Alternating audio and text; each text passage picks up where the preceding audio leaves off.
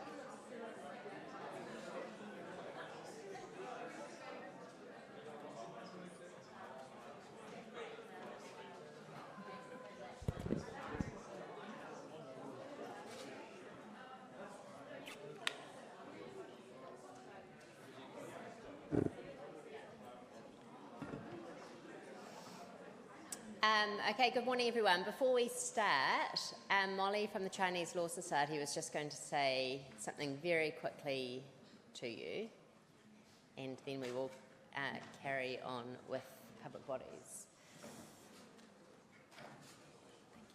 Did you have the slide that Oh. you sent me? It's okay. No, I don't think so. That's Sorry. okay, that's okay. I'm not sure how I would do that. Sorry. Oh, that's all good. Okay. It's beyond me.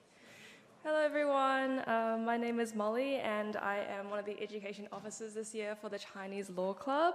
If you haven't heard of us before, we're basically quite like an academics focus club that does some like culture events for Asian cultures, I guess. But every year we hold annual exam workshops run by like high performing students from previous years. And luckily for this course, we managed to get the first-in course from last year to teach our workshop this year. So it'll be quite high quality, but it'll basically cover a lot of like exam revision and tips to calm some of your nerves when you're going into the exam. But the details are on our Instagram and everyone is welcome. You do not have to be Chinese to come. Please do sign up. We have a link in our Instagram if you want to go there. Please do sign up because we have limited seats and there are a lot of people coming, so you may not be guaranteed a seat if you do not sign up. But please do sign up, so hope to see you there.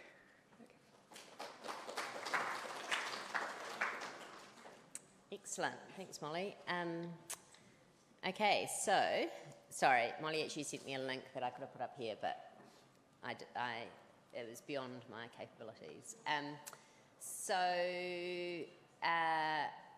Right, let's carry on. So, yesterday we started Couch and Attorney General, the case you're all familiar with involving William Bell, who committed an aggravated robbery at the Panmure RSA, killing a number of employees and severely injuring Susan Couch, and this claim was brought by Susan Couch. So yesterday we were talking about it in the context of public bodies and how a public body might be liable for the act of a third party when it hadn't created the danger, and we are looking at it in the context of the special circumstance of control and proximity. And we finished talking about control. So what we've been focusing on is the majority judgment here that was issued by Justice Tipping, and the adequate, keeping in mind this is a strikeout application, so it was only necessary at this stage for Susan Couch to show that her claim was arguable, and it was found that it was arguable that they had adequate control because the probation office could stipulate where Bell worked and could refuse to give him permission to work at the RSA, which was a place that there was a lot of alcohol and he had problems with alcohol. There was also a lot of cash kept on site, and he needed cash to fuel his alcohol habit. And he had a history of robbery. So all these factors together. So they could control him, okay? They could say, no, you can't work here. We don't think it's the best place for you. Why don't you go and work here instead? But they didn't. They said, sure. They signed off on it. So that's the element of control. Now, remember that there are two relationships that are important. The relationship between the defendant, the public body, the public body and the immediate wrongdoer, Bell, and the relationship between the public body and the claimant, the victim, who has suffered harm because of the act of the immediate wrongdoer. Okay, so the relationship between the probationary service and the claimant came under the microscope. So this needed to be a special relationship, and that there needed to be sufficient proximity between the Department of Corrections and Susan Couch to make it fair, just and reasonable to impose the duty of care. So what this required was not simply that harm to Susan Couch was reasonably foreseeable by the Defendant of Corrections. Sorry, I think I've probably got a better slide. Yeah, here we are. Okay, it was necessary to demonstrate a special risk that Bell posed to Susan Couch as compared to the risk posed to the public at large. So it could be a risk posed to her as an individual or as a delineated class of persons. There needed to be a special vulnerability to the position that Miss Couch was in compared to the general public. Now, paragraph 85, have I put this on here? Sorry, no. Justice Tipping at paragraph 85 said that the more specific and obvious the risk to the plaintiff is, the stronger will be the case for holding that the defendant, having sufficient power and ability to eliminate or at least reduce the risk, had a duty of care to the plaintiff. Fulfilment of that duty, which requires the reasonable exercise of that power and ability. There's a need for both these qualifying relationships, control and proximity, not only in cases which require the defendant to control the immediate wrongdoer, but also in cases which require the defendant to give a warning to the plaintiff on account of control having failed or not having been exercised or attempted. I think that's a really interesting point to note, okay? So what they're saying is, you know, even if the person is not in your control, maybe you can satisfy your duty of care by providing a warning. Okay, if you've tried to control or control has failed, someone has escaped, you can provide a warning.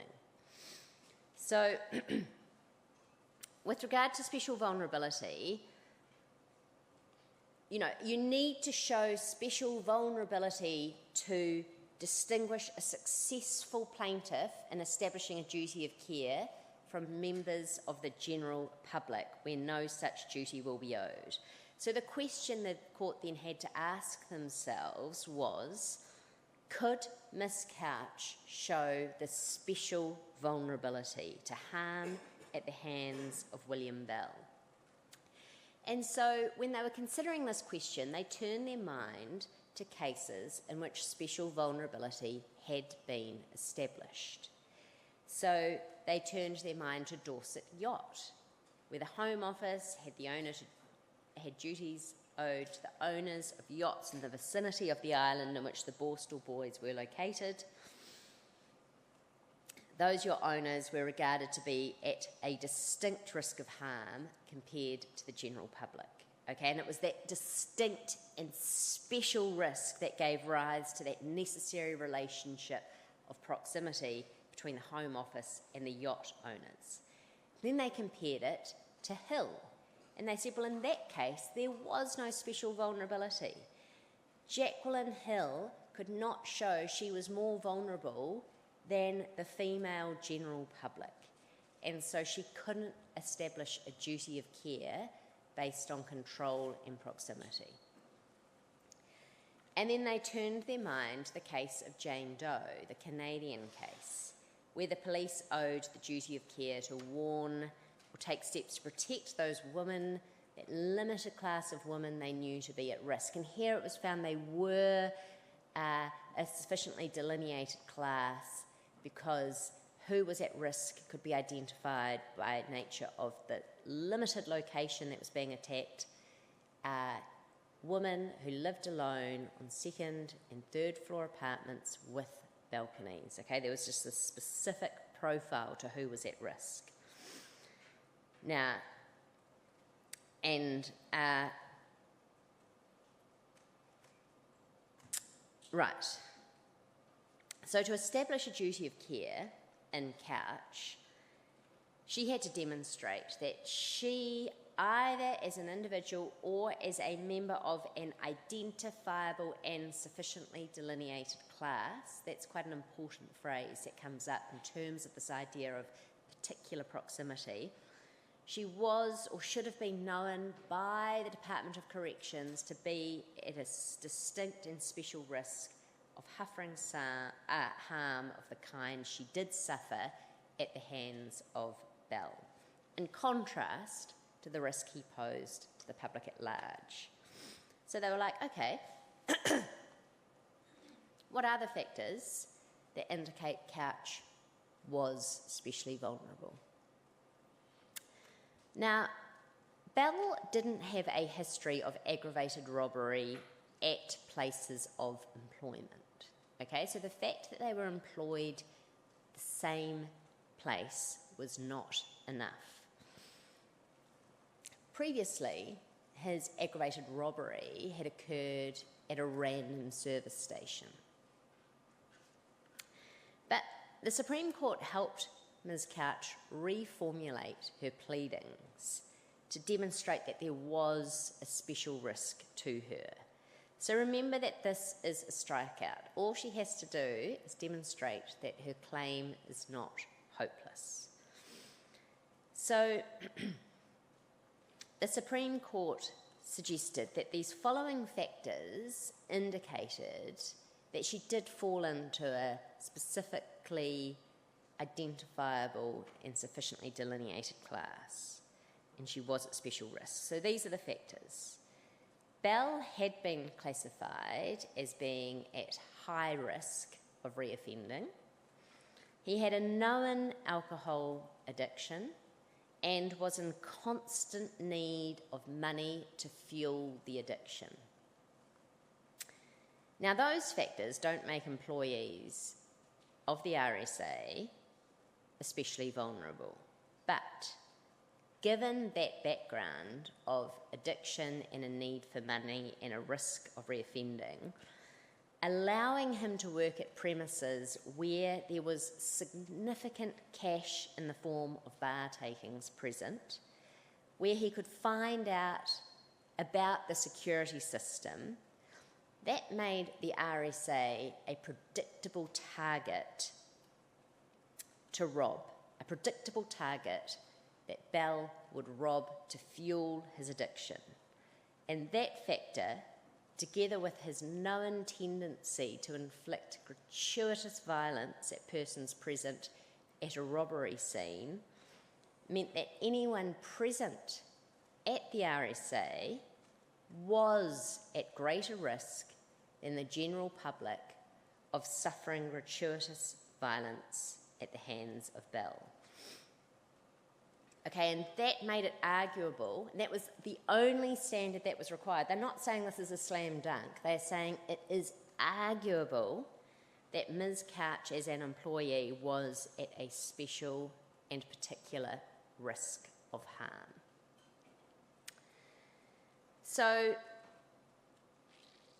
a duty of care was arguable because the elements of control and proximity were arguably able to be established.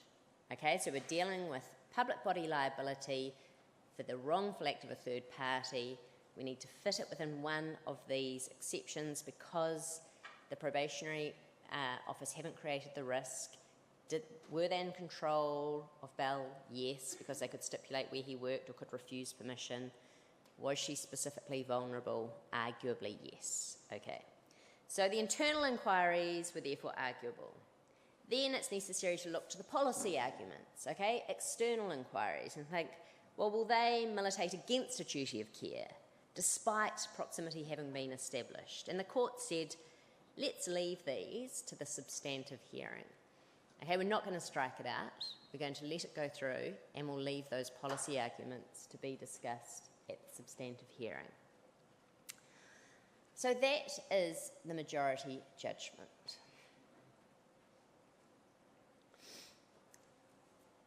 The minority judgment took a different approach. They reached the same outcome, but the path taken was a different one. Okay, so Chief Justice Elias delivered the minority judgment, and there was one key way in which it differed. The minority would not have limited the recognition of a duty of care to those who were at a special and distinct particular risk of harm. You know, that she wouldn't have limited it to people who could put themselves into this identifiable and sufficiently delineated class.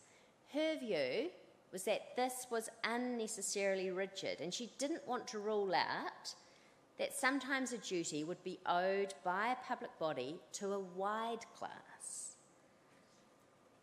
She felt that knowledge of the risk posed by the claimant would be critical to the ultimate conclusion on legal responsibility. So this is a much broader approach, right? This is more kind of going back to that almost Donoghue and Stevenson approach, not requiring this narrow class. It's an interesting approach. And she said, look, whether a defendant would be under a duty of care is a matter to be arrived at by analogy with existing cases. Actual liability, so duty of care is just the first hurdle, right? Actual liability will be limited by the need to show causation and by principles of remoteness of damage. She said, look, the public are particularly vulnerable generally. They don't have the knowledge of risk that the probationary office have. And where you have a kind of statutory system and there's a statute that sets up the whole Department of Corrections and the explicit purpose, well, part of the explicit purpose of the probationary board is to protect the public. The vulnerability of the public supports the existence of a duty of care without trying to fit yourself into being at a special and distinctive risk. So this is a kind of wider approach taken by the minority. A few interesting things about the minority judgment. Throughout, there is this focus on the idea of breach, and we've talked about this before in the context of public bodies, that a lot of the concerns that courts have around recognising whether or not a public body might owe a duty of care can perhaps be resolved by stipulating a high level before breach will be established. And she said, look, there's actually quite a lack of clarity around, this is a strikeout. We don't have all the evidence before us. There's a lack of clarity around exactly what happened at the probation office. And, if there are closely balanced discretionary decisions involved in the management of bail, let's find out what they were, and we can take them into account when considering breach. But it's not clear why a probation office should have an immunity that's not possessed by nurses, engineers, solicitors, building inspectors, which is what would be provided if a duty of care was denied. And then she said, well, another thing about public bodies, and we've also talked about this, but perhaps in a different context, is that they don't get to be indifferent bystanders. Okay, there's no, why are you picking on me concern in a claim against a public body having a duty to do something. Why is the public body being picked on? Because it was their purpose of existence. So here the probationary office had an obligation to undertake the supervision of William Bell, They didn't have a discretion about whether or not to do it. They had to do it. It was their job. And because it was obliged to exercise its statutory powers reasonably, a duty of care and negligence would march hand in hand with its statutory responsibilities. It wouldn't be inconsistent with them. And the third point noted in the minority judgment is that they looked at the idea of control and they compared it to what had been necessary for control in other cases. And, I always find this kind of analogical reasoning really helpful. That is how the common law evolves, right? And they said, look, parolees are not under that same level of close control that's exercised in respect of prison inmates, okay, or that's exercised in respect of Borstal trainees. So there is less control involved over a parolee. But they are nevertheless subject to continuing supervision. And they thought, well, what can this be? What is this more comparable to? And they thought it was not comparable to Hill, where the Yorkshire Ripper had never, they weren't even sure who the Yorkshire Ripper was. I mean, they knew who Bell was, and they knew where he was meant to live, and they had control over where he was meant to work. And they felt that actually the powers of control that the probationary office have is more analogous to cases like the nursery school and the pupil in Carmarthenshire County Council in Lewis, which is the case where the 3-year-old boy ran out onto the road and the lorry driver was killed swerving to miss him, and, more significant, similar to the Borstal officer and trainee, less than, but similar to the Borstal officer and trainee in Dorset Yacht. So even though the degree of control is lighter in the case of parole than those comparative cases, that lighter control would be more relevant to causation and breach. But the control that did exist was enough to bring it within a duty of care.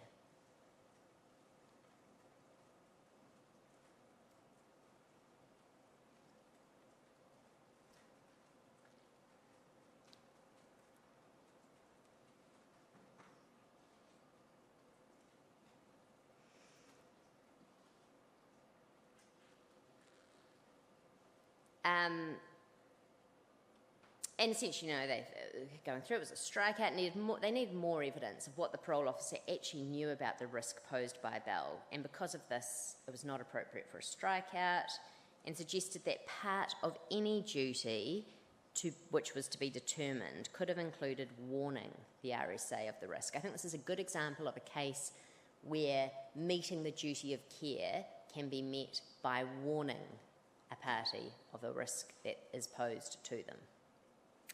So, remember, it's a strikeout. Sorry, we'll just go back to here. So it was a strikeout application only. The duty needed to be arguable. It was found to be arguable. This is not a firm finding. In fact, the case was settled before it went back to trial.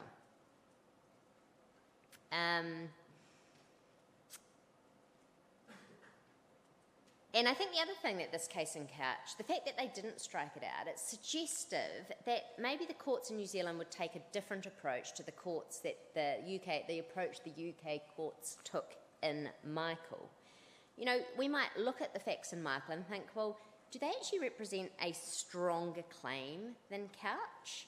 So, in Michael, the victim had been specifically identified and threatened by a third party. That was not the case in Couch. Okay, so in terms of specific vulnerability, Michael is an absolute shoo-in compared to Couch. And if we're looking at control of the risk posed, while in Michael the wrongdoer was at large and not actually within the control of the police were given the address where the wrongdoer would be returning imminently and had some ability to control it by attending the property. That was not the case in couch so much. They could just control where he worked, but he hadn't made a specific threat.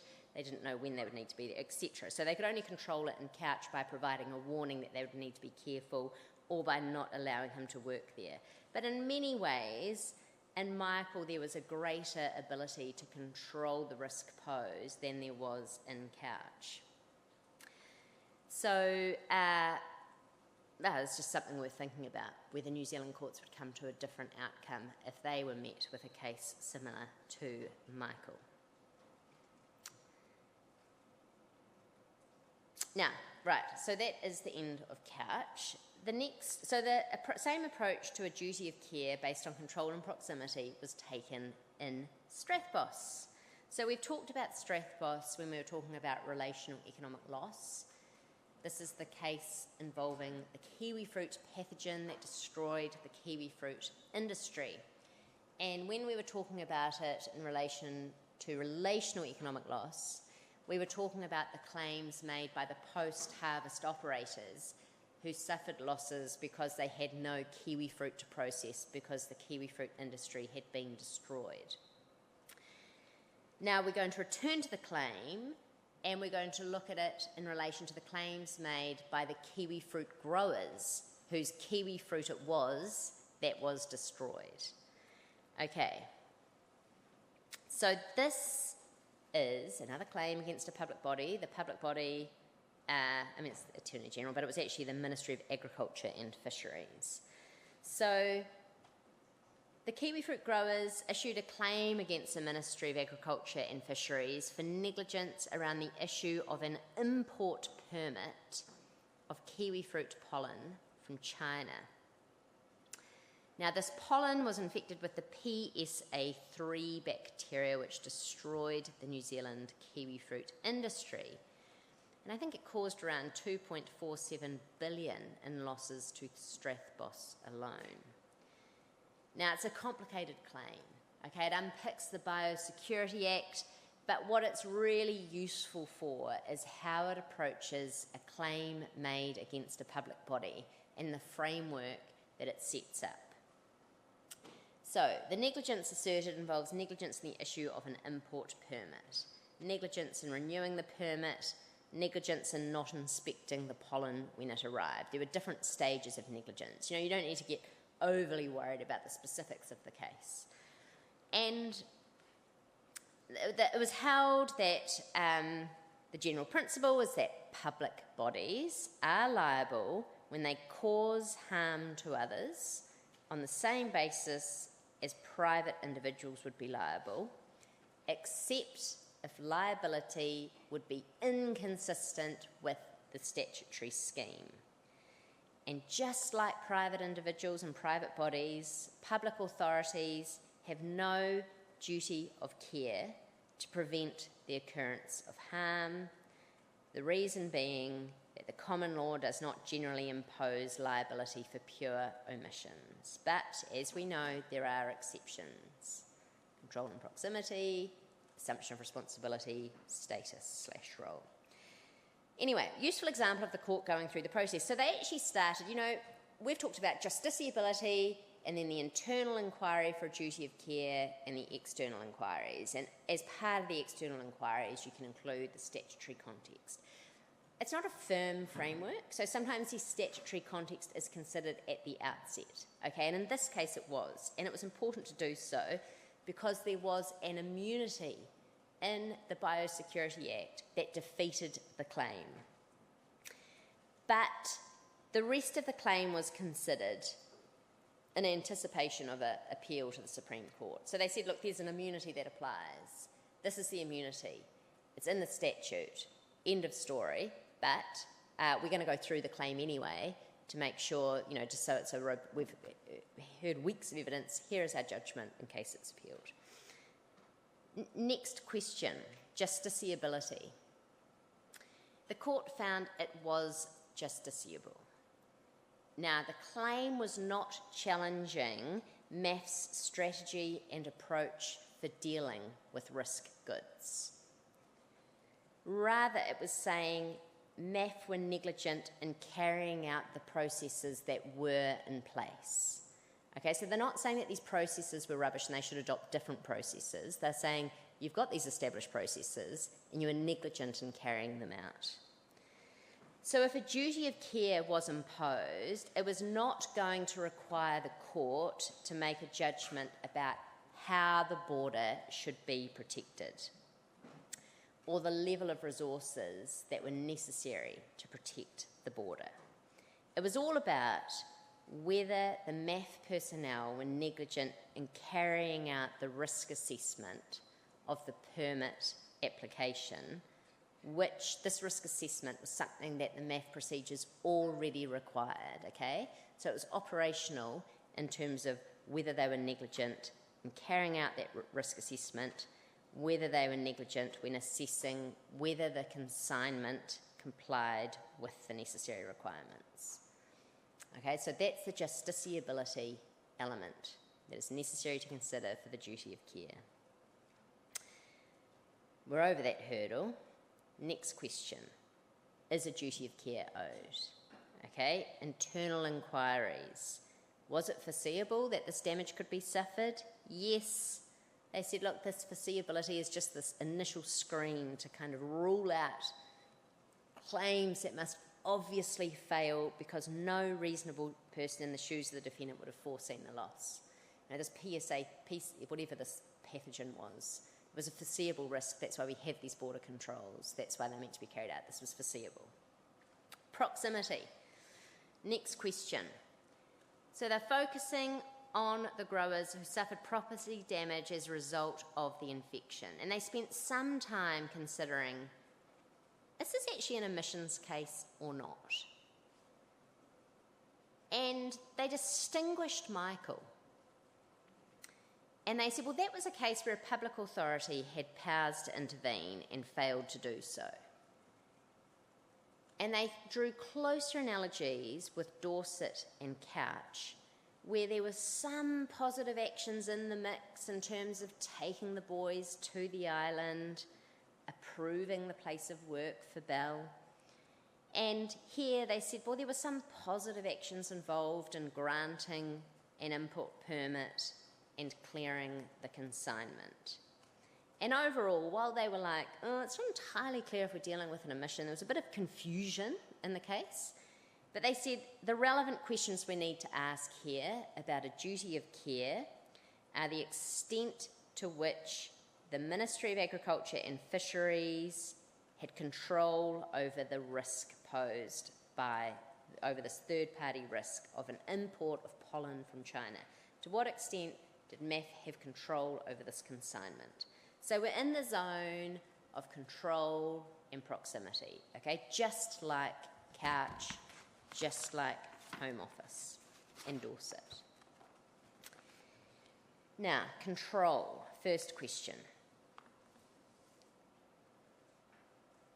MAF's power to control the risk, the pathogens on plant imports, MAF's power to control plant imports was felt to be comparable to the probationary service's power to control Mr. Bell. Okay, so that power involved deciding on whether, Mr. Bell could be released on parole, the conditions on which they could be released, and supervision of those conditions. And in that circumstance, control was met, and it didn't matter that the defendant did not have prior lawful physical custody over the active injurer, as they did in Dorset. Okay, the point was here, they said, So they looked at kind of the control that was adequate in Couch, and they said, well, here, it doesn't matter that we've never actually had control over this pollen. The point is, we have control over which risky goods can be imported and the conditions on which they can be imported.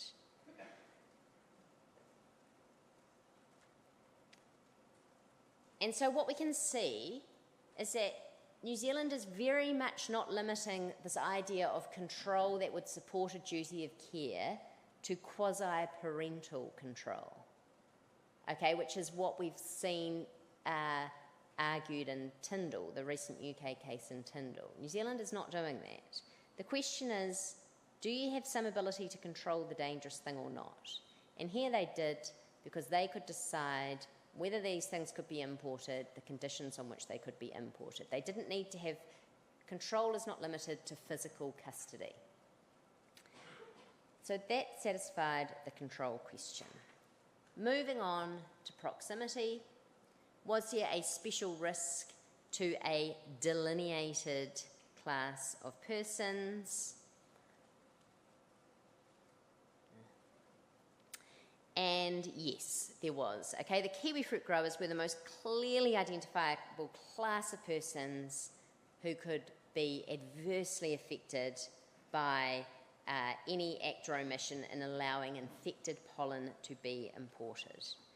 And that was sufficient. The MAF personnel, so some of the key factors were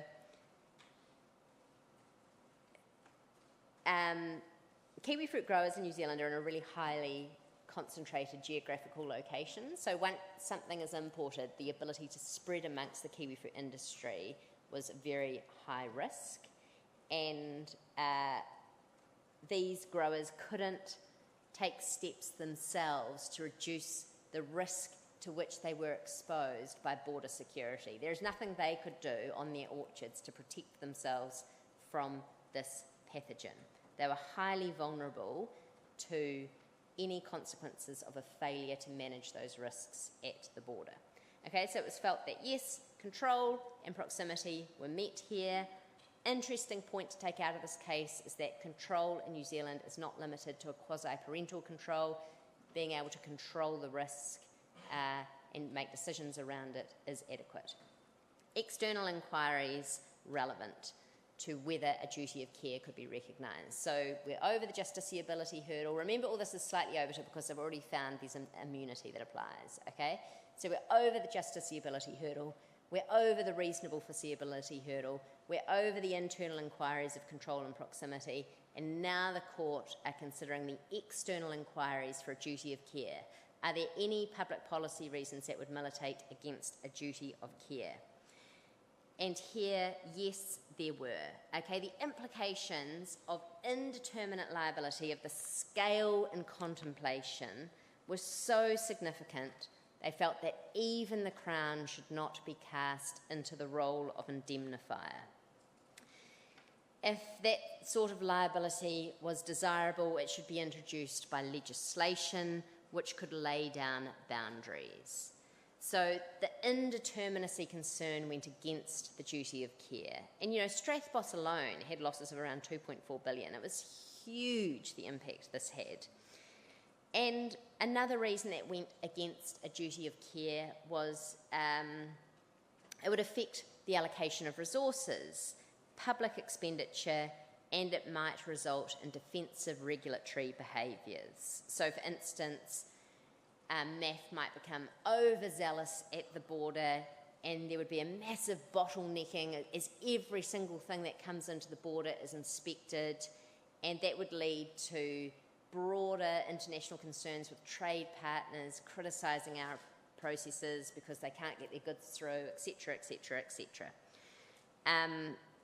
And if there was compensation, that would have to come out of the MAF budget, and there would be a corresponding reduction on the spending in other services. There would be an increased burden on the public, or a combination of the two. So the overall decision here was that the claim was ruled out because of the statutory immunity. If that statutory immunity had not existed, there would still have been no duty of care. While the internal inquiries had been satisfied, it was the external policy concerns that militated against recognition of a duty of care. Now, this was then appealed to the Supreme Court, but it settled prior to the hearing.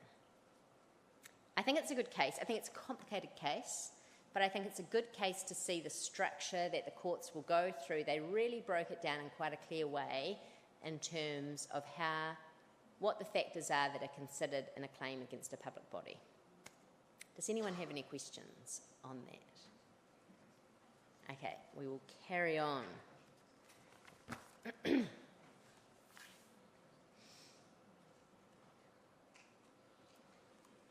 So, the last type of public body we're going to consider is social service agencies. So this can be housing agencies or social welfare agencies. So we're going to look at 2 UK cases and we're going to compare it to a New Zealand case that predates them and takes a different sort of approach, okay? And what we'll see, you know, and it's kind of consistent with the story we've been telling generally, is that there's a bit of a divergence in the approach taken. New Zealand is generally more willing to recognise duties of care than the UK.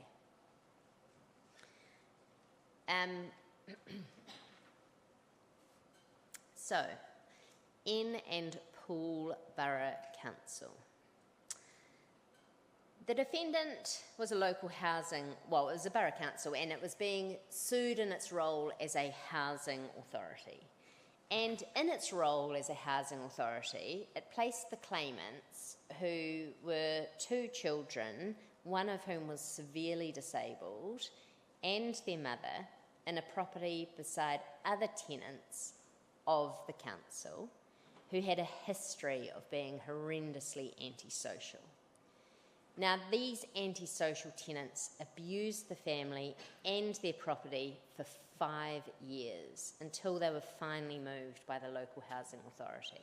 And I think these are these big kind of estates in the UK and everyone's living very near. I mean, it would have just been a horrendous situation for this family to be in. Now, the children brought an action against the council for damages and negligence, alleging that they'd suffered physical and psychological damage as a result of the defendant breaching a common law duty of care to protect them from harassment and abuse from a neighbouring family. Now, in the judgment, they made this distinction between harming the claimant on one hand and failing to confer a benefit or protect it from harm on the other. And they said, look, a public body is only going to be liable for failing to protect someone from harm through a source of danger not created by that public authority if a private individual would also be liable. And this case was brought on the basis that the council had assumed a responsibility to protect the claimants from danger. Now, the UK, I just have changed some of these slides around. The UK Supreme Court went through recent common law authority on the issue of public bodies, drew on earlier House of Lords decisions, and at para 65, I've kind of summarised para 65 on this slide. It's a useful paragraph. It's kind of, we've seen something similar in Tyndall, okay? First paragraph is all about they can owe a duty of care based on the same principles that would apply to private individuals unless there's something in the legislation that's inconsistent with it. Okay, and they don't owe a duty of care just because they've got powers and duties to step in. And the UK is very firm on this. Now, New Zealand is a little bit looser on that, as we've seen from Couch and Strathboss, okay? But the UK is like, just because you've got the power to step in, that's not going to be grounds for recognising a duty. But they can come under common law duty to protect others from harm in circumstances where the principles applicable to private individuals would impose a duty. So this would include if they've created the source of the danger or they've assumed a responsibility to protect the claimant from harm, and they will be under a duty unless that would be inconsistent with the relevant legislation. And of course, there's also, any other external policy considerations. Now, it was argued in this case, so how did just talking about how the claimants approached this case. They said, well, they tried to argue that the council had created the source of danger by placing this family in a house adjacent to the antisocial tenants. They had put these people into this horrible circumstance, and that had created the source of danger to their health and their well-being. But there is a consistent, this was rejected, and it was rejected because there's a consistent line of authority holding that landlords do not owe a duty of care to those affected by their tenants' antisocial behaviour. Now, that exists, that argument applies to private people, okay? So people who own properties don't owe any duty of care to antisocial behaviour carried out by the tenants of their property. And that same argument extended to a local authority. So the court here is really saying public bodies are in the same position as private individuals here. We're not going to put more onus on the public body. So because of that, they had to consider the claim under the assumption of responsibility, and the court said, look, the council's investigate. So over 5 years, there have been so many complaints from these poor people living in this horrible situation where they had been placed. They didn't have the freedom to say, oh, this sucks, we'll go and move somewhere else. Like, they had to live where the council, gave them a home to live.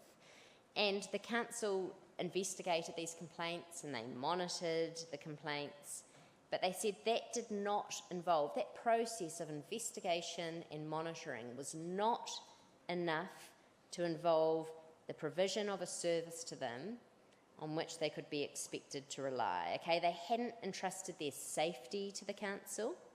The council had not accepted that responsibility. The council had not taken the claimants into care and by that means assumed responsibility for their welfare. There had been no assumption of responsibility to protect the claimants from harm. All the council had done was say, here's a home for you to live in, and then as they had received complaints about their home, they had investigated and monitored them.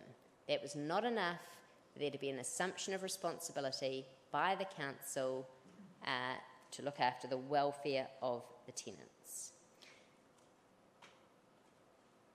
Interestingly, control over the source of danger was not argued in this case. And I wonder whether it would be entertained in New Zealand. Okay, just like Couch had control in Couch, the probationary office had control over where Bell worked, perhaps you could argue the council here had control over where the antisocial tenants were placed, where they were placed relative to a particularly vulnerable family. It's an interesting question. That's all we're going to talk about in relation to pool. The next UK case came out last year, or maybe it was the year before, very recent case, HXA and Surrey County Council, December 2023, UK Supreme Court. So it involved two vulnerable individuals. HXA had a terrible childhood involving neglect and abuse from HXA's mother and mother's partner. HXA's name was on the care register of local authorities, and local authorities intended to undertake a full assessment with a view to initiating some care proceedings, but they never actually did this. HXA was never taken out of her mother's care. At the age of 16, she left home. Eventually, her mother and her mother's partner were jailed for the abuse that she suffered. Okay, and then she later brought a claim against the county council for failing to protect her. The same hearing involved a claim brought by YXA. Now, YXA is disabled, suffered from epilepsy, learning disabilities, and autism. And the local authority had some concerns about his parents' ability to care for him. Now, the paediatrician said to the local authority, look, this boy is being inappropriately and excessively medicated. I recommend you take him into care. Now, they didn't take him into care, but a pattern of respite care was established where one night a fortnight and one weekend every 8 weekends, YXA went into foster care. 18 months went by. His parents continued to smack him and to excessively medicate him, and he was later taken into full-time care. Now, each claimed for the abuse they suffered while they were in their parents' care, claiming that the local authority had assumed responsibility to protect them from harm and owed them a duty of care to protect them from harm. It was a strikeout application. And the court went through in Poole in detail, the previous case we've just talked about. They then went through the applicable statutes, and they felt that the statute itself was neutral, so it didn't exclude a common law duty of care. But just like in Poole, UK court said you cannot build the common law duty of care on the fact that the local authority had statutory duties and powers towards the claimant. Okay, so essentially what this means is that you've got to consider the interactions between the local authority and the claimants and work out whether putting the statute to one side, assuming it's not inconsistent with the duty of care, there is enough in that interaction on which to rest a duty of care in the same way you could do so with a private person. And so here they needed to establish an assumption of responsibility. The court said the only thing that's going to apply here is the assumption of responsibility. And they needed to show that the local authority had assumed responsibility to protect HXA and YXA from the abuse the local authority was aware of or ought to have known about. And on the facts, they said this cannot be established. Now, before you go, we'll finish this next week, but we will just have a lecture on Tuesday next week, okay? We'll finish things on Tuesday. We'll finish this. We will maybe very, very briefly touch on a legality, and we'll have bit of a revision session. And we will have Wednesday, we will not have a lecture.